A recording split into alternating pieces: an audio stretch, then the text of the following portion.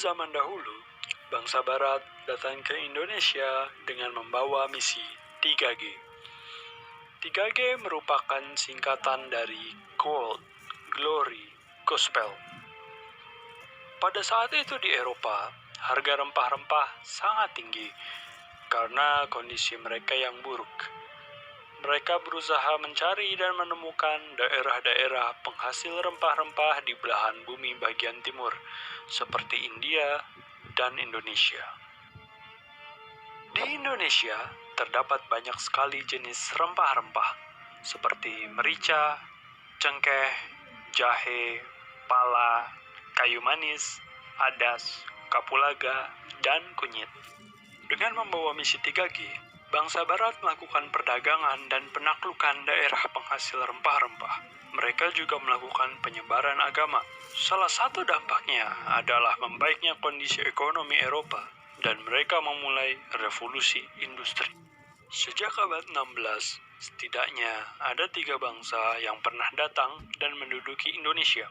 Di antaranya adalah Portugis pada tahun 1512, Inggris pada tahun 1579, dan Belanda pada tahun 1595. Pada tahun 1512, Portugis datang ke Asia. Portugis merupakan bangsa Eropa pertama yang datang ke Asia. Awalnya, bangsa Portugis berniat untuk pergi ke India, namun usahanya tidak berhasil. Akhirnya, Portugis menguasai Malaka dan Myanmar. Pada tahun 1512, di bawah pimpinan Antonio de Abreu dan Francisco Serrao, Portugis berhasil menginjakkan kakinya di Indonesia, tepatnya di Maluku. Kemudian, Inggris menggantikan kekuasaan Portugis di Maluku dan membuat sebuah persekutuan dagang yang dikenal dengan East India Company atau EIC. Pada tahun 1602, Peter Booth pun ditunjuk sebagai Gubernur Jenderal VOC yang pertama.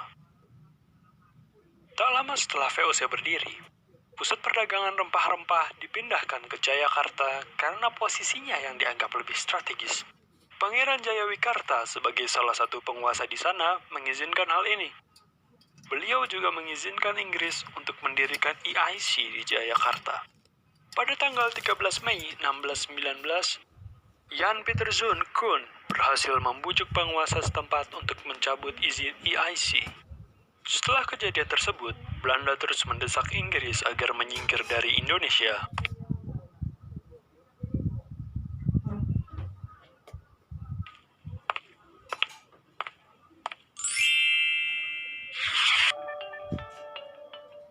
Daendels ditunjuk menjadi Gubernur Jenderal di Hindia Belanda tahun 1808 oleh Raja Belanda Louis Napoleon, adik Kaisar Prancis Napoleon Bonaparte yang kala itu menduduki Belanda.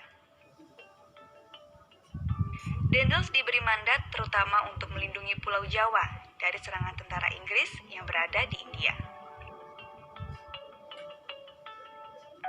Setelah melalui perjalanan yang panjang, Daendels tiba di Batavia pada 5 Januari 1808.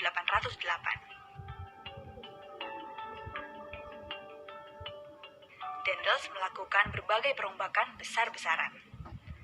Tentara ditambah dari 3.000 menjadi 20.000 orang. Ia membangun rumah sakit dan tangsi-tangsi militer baru.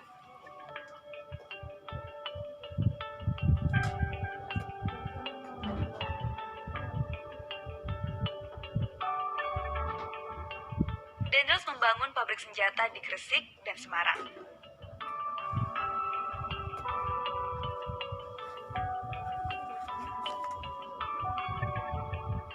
Membangun pangkalan angkatan laut di Ujung Kulon dan Surabaya.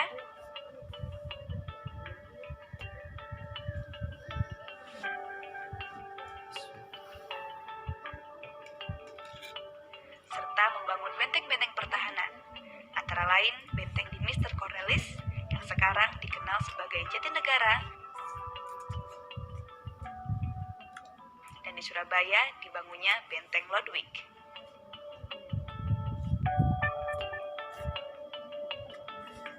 Proyek utama sekaligus obsesi besar Daendels yaitu Jalan Raya Pos, yang dibangun dengan alasan menjaga kewibawaan Belanda Prancis dan secara militer jika suatu saat datang serangan dari Inggris, serdadu-serdadunya dapat bergerak dengan cepat.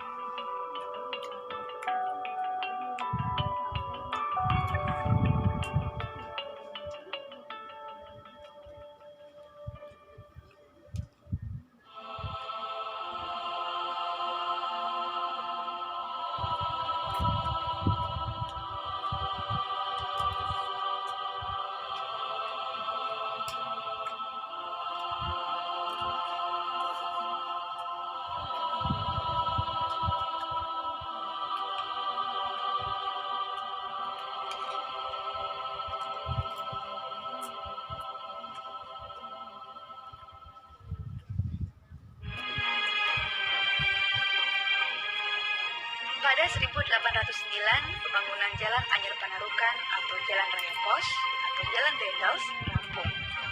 Jalan ini memiliki panjang 1000 km.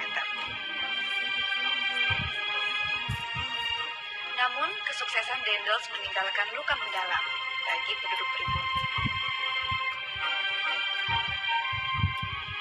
Dalam membuat Jalan Anyar Panarukan, tak jarang para pekerja rodi menembus jalan yang sulit, menerobos gunung-gunung tinggi, jurang, dan hutan belantara.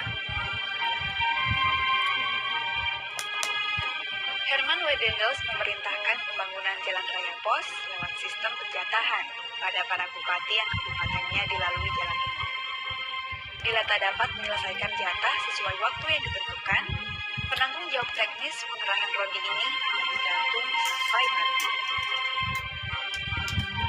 Di Grobogan, warga pribumi yang tewas diperkirakan mencapai 3.000 orang.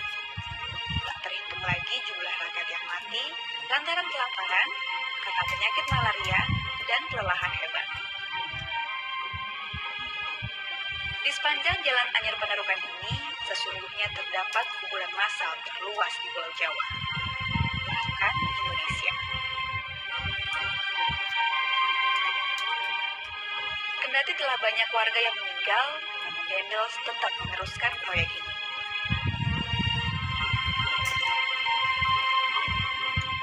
Hal itu menimbulkan sikap perlawanan terhadap Dendels, seperti perlawanan Pangeran Kornel atau Pangeran Kusumadinata IX, Bupati Sumedang di Jawa Barat. Pangeran Kornel memang bukan Superman yang berotot besi dan bertulang baja. Namun ia tak gentar menghadapi Dendels. Pangeran Kornel miris melihat penderitaan rakyatnya yang harus mengerjakan jalan dengan membongkar bukit cadas yang sangat keras di kawasan Cadas Pangeran. Penduduk Sumedang melakukan perlawanan ini didukung oleh bupati mereka.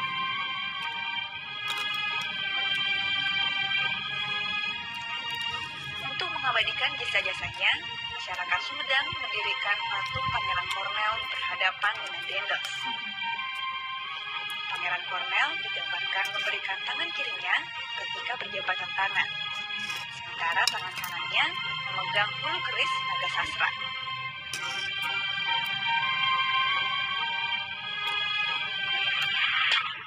Terhadap raja-raja di Jawa, Dendels pun bertindak keras, sehingga mereka menyimpan dendam kepadanya. Ketika pasukan Inggris datang, mereka bersama-sama mengkhianati Dendels.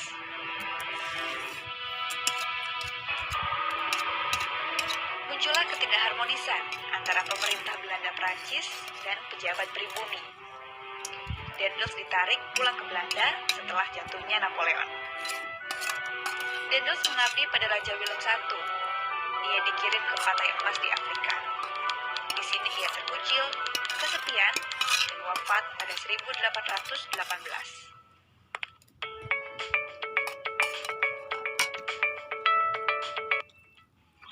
Sistem tanam paksa pemerintah kolonial Belanda.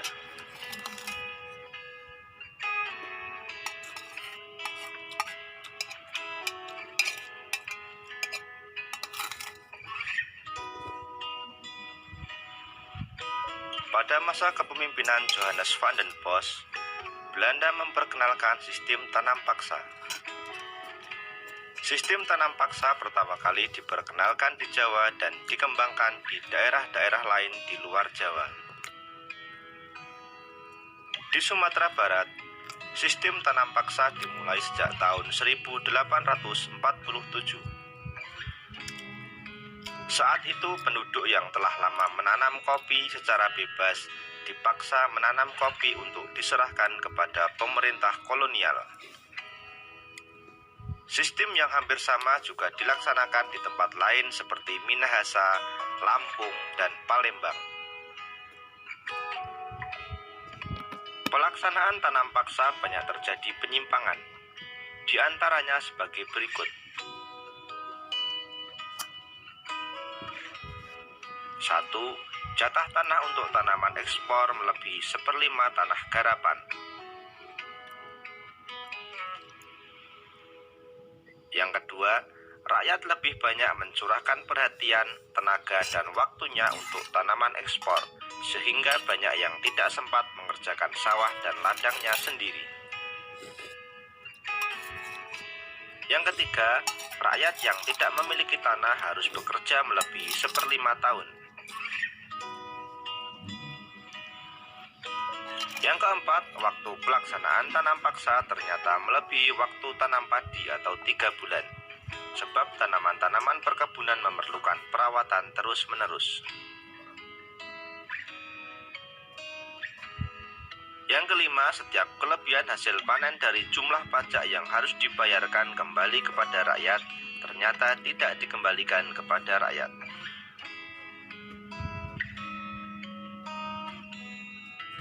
Yang keenam, kegagalan panen tanaman wajib menjadi tanggung jawab rakyat atau petani.